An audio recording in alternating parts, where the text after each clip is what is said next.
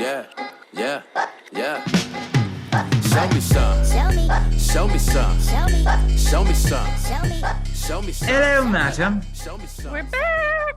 We are back. How are you today? Awesome. I'm really excited to help people not suck at sales this week. I am too. You know what I always look forward to is like the different pair of glasses that you have on, like the different snap-ons, and how This you're. is actually a different pair than the other one that we had last time. This is a Oh, so completely this is different all. pair. This is all new. This isn't even like just the snap-on. It's a different one. These are like computer glasses. So like they're like Oh, blue they're like blockers, the old blue person, blocker. and they have old. They're like to see the screen and stuff. Oh, so you have bifocals. I do. Oh, I didn't know this about you. Well, they're not bifocals. These are single vision computer glasses with like a prescription. So Okay. Okay. All right. no, now you know. The things that we Yeah. get to learn about Miranda Martin. See, it's like my wife and I, we do date night once a month with we do it on different kids. So I'll take my son 1 month, the next month I take my daughter, and then we rotate. My wife takes the other child. And my wife is like, I just can't believe like how much you get out of our children. Like, I can't believe like because I'll come back and like just know everything. I'll know who they like, who they don't like, what teachers they like every single thing that you could possibly know throughout that month. Like I get it all out of them. I'm like, Jess, it's because I ask a million questions. And like you talk about going 7 layers deep. Like I go 700 layers deep on my children. I bet.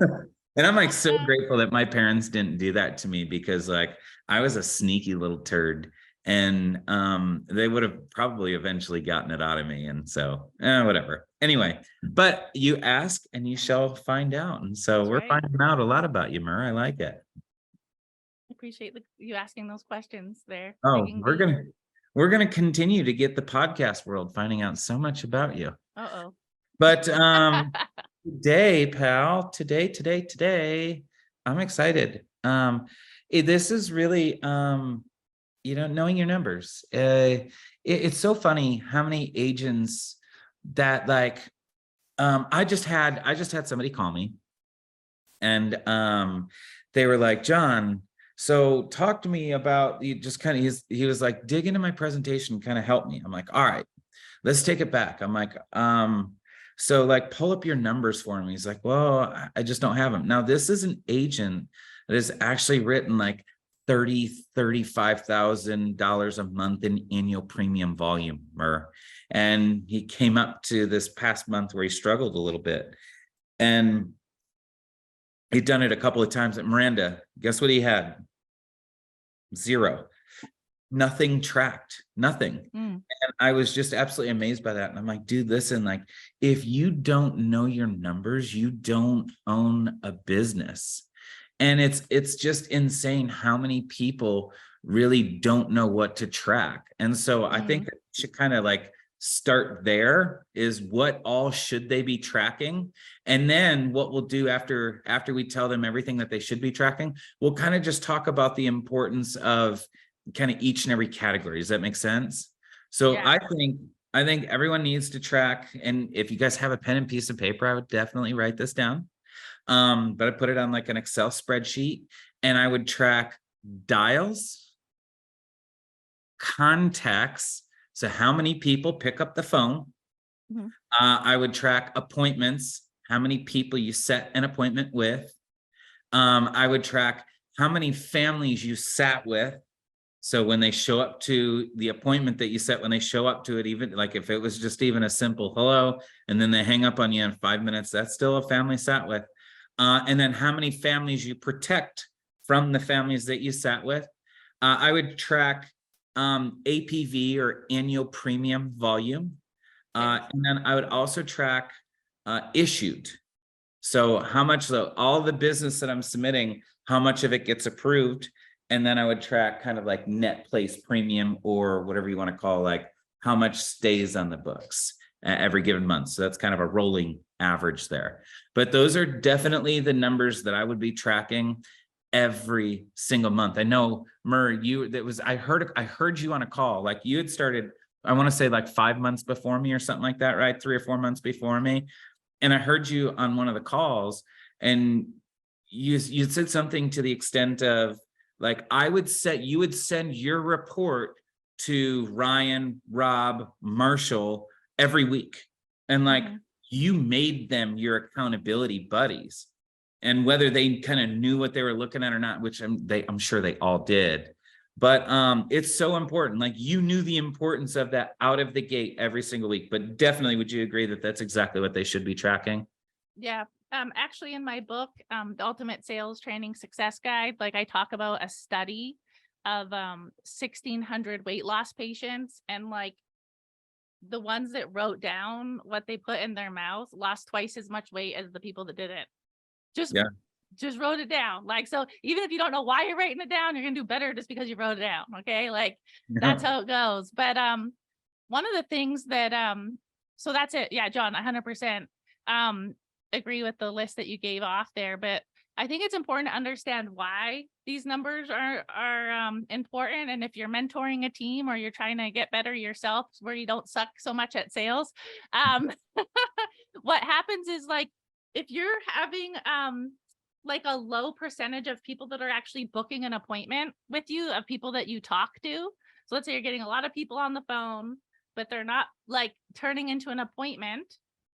Chances are that the very beginning of the phone call is not very good, right? Maybe we're not smiling. Maybe we don't sound confident. That would be the first thing that I would look at is, and again, I might also look at like the phone connection, right?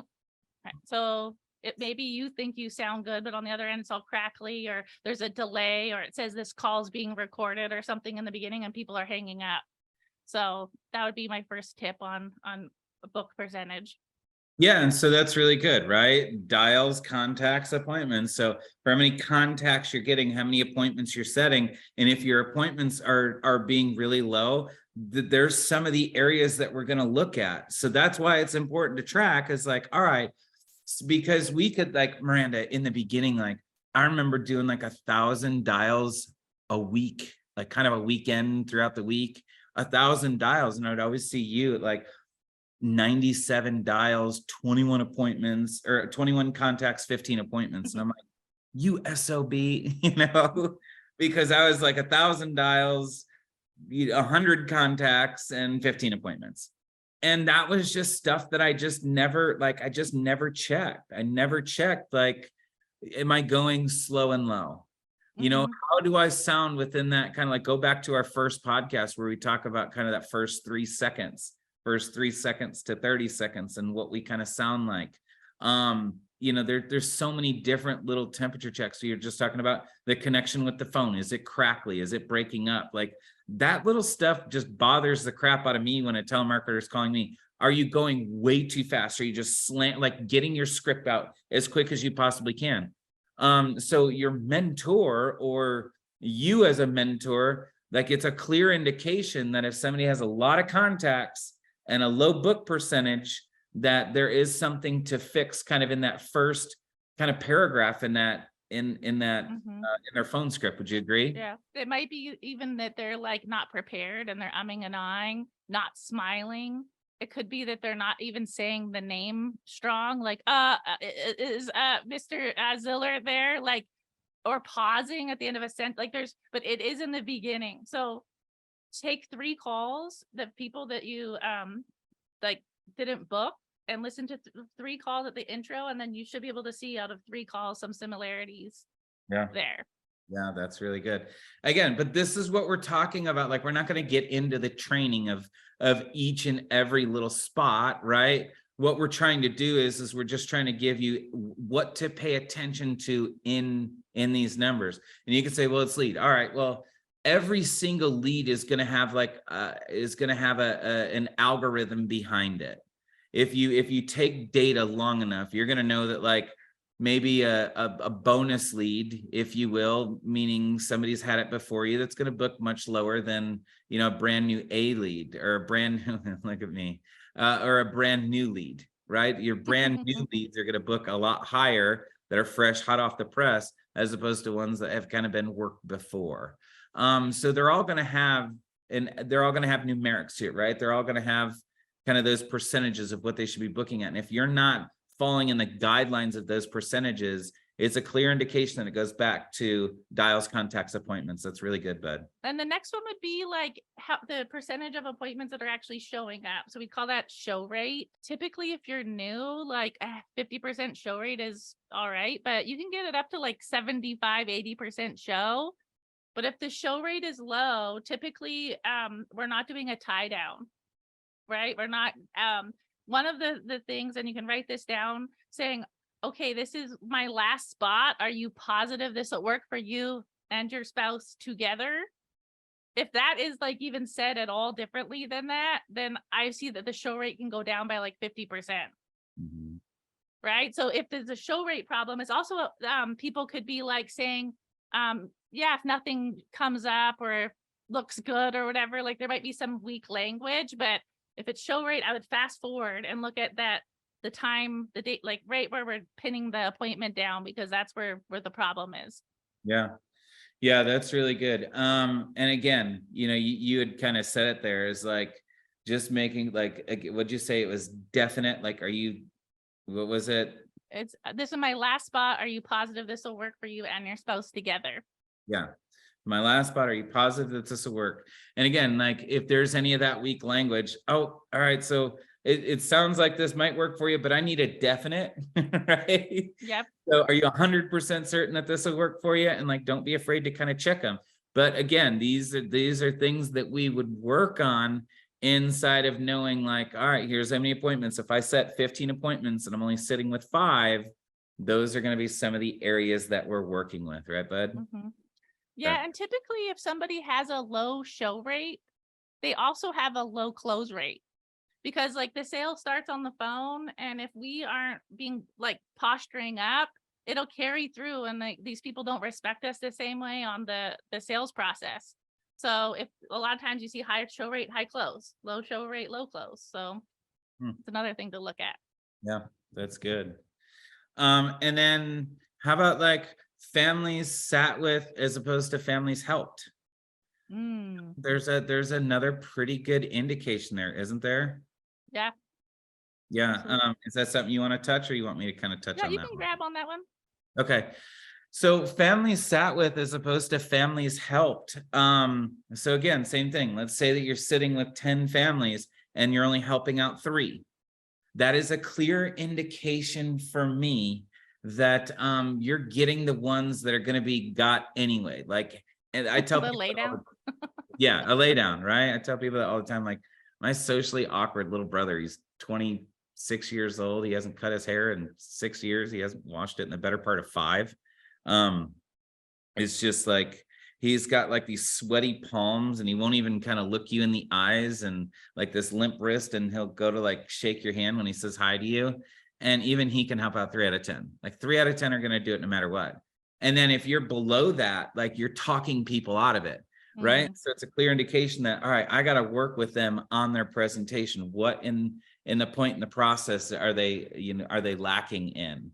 And then, yeah, if a 50%, I think a good, what would you call it? If I say barometer, is that a good word to use? Like a good barometer, like a thermometer, barometer. No, not thermometer, barometer. I feel like an idiot right now, but anyway, you get my point. Like, a good measuring tool, right? I truly don't believe, like they say 50%, but I truly do believe that like if you're at 70%, you're helping out 7 out of the 10 families that you're sitting with, you're doing really good. So if you're not kind of there, you're below that, there's some stuff that we can work on. If you're above that, that's also kind of another indication. Like if you're closing 9 out of 10, 10 out of 10, for me, I know for a fact that your net place premium is going to be lower. It's 100% of the time it's going to be lower, meaning you're going to have fall off. You're going to have people that like kind of get, they pay their first monthly bill, and then after that they get hit with it again. They're like, screw this. They call the insurance company. They're like, yeah, I don't want this anymore. It's because you're kind of like high pressuring, kind of pushing people into doing it. But that's also an area that like, well, if I see that somebody's closing hey, sat with, 9 families. I helped out 9 families. Like, I'm going to pay attention to that. What does their net place premium look like? What does their issue rate look like? I want to pay attention to those numbers because I know that they're going to be a little lower. So I know that I'm going to have to focus on like buttoning up their sale, right? And really like, so at the end of the presentation, it's going to be, here's where we focus. Here's what we do. Here's the information that you give them. Here's what you talk to them about. Here's how you're going to have to follow up with them. There's going to be a lot of follow-up, which is okay because you're helping out 9 or 10 or 10 out of 10 families that you're sitting with. Another kind of cool indication is like, if I see that you helped out 9 families, Miranda, but you're out of those 9, your total annual premium volume is at like $2,700. That's a clear indication for me that like, all right, I got to work on your posture. I got to work on your confidence. And I also have to work on increasing those numbers, because I think a good average annual premium volume should be around 100, 110, 120 bucks a month. So that's $1,100 to $1,400 in annual premium volume. I think that's a good kind of space to measure off of. So if you're well below that, we're going to talk about it. If you're well above that, I promise you, Mer, I found this is that like, and this is kind of crazy, and I don't have a ton of data to back it up. I have a lot of confidence in what I'm about to say, but I should have actually like really looked into these numbers. But I will say this, that like, once I got over like $180 in annual premium volume per month, I noticed a major fall off in people after a couple of months. But then again, I mean, don't get me wrong. I have $1,000, $2,000. I have a $5,000 a month policy that is still on the books today. Right. So I'm not saying that you can't do it. I'm just saying for a majority of people, like they look at that and that kind of stands out to them. So it is crazy, like how much we really pay attention. And then that's an indication, right? Another indication is issue rate.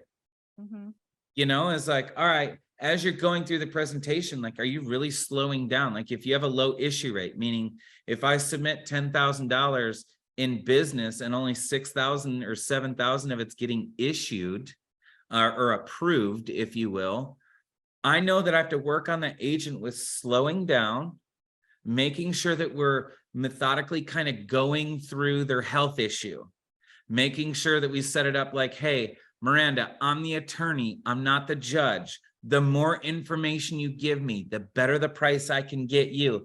They're going to find out anyway. Please, please, please tell me. I don't even care if it's vitamins. Tell me anything that you've taken in the past 10 years. So I'm going to work with them on that. So these numbers really tell the entire story. And it's insane to me because like, if you're not tracking them and not even just tracking, but track to understand them and track to understand how you can truly help yourself, I think is just absolutely massive, bud. Yeah. And I think sometimes too, for the issue rate, sometimes people can like kind of, we call it bloody knees booking, bloody knees, like begging people into things by saying something like, oh, let's just put the application in and you have 30 days to think about it and stuff like that. Like if you're saying stuff like that, they are going to cancel. Okay. Like, but there's definitely some work to do if the cancellation is happening a lot. Yeah. Right.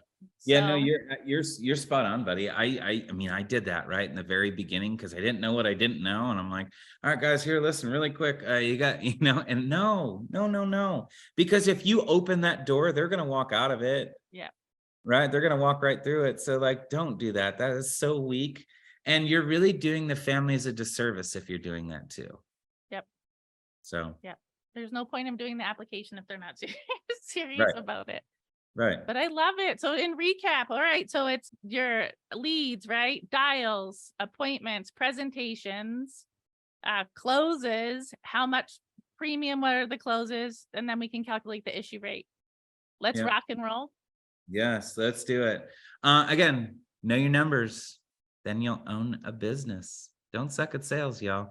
Hit like, hit subscribe, push all the buttons. Yeah, if you don't track your numbers, you automatically suck at sales. I want that to happen. So. All right. We'll see you next time. Yeah, yeah, yeah. Show me some. Show me some. Show me some. Show me some. Show me some.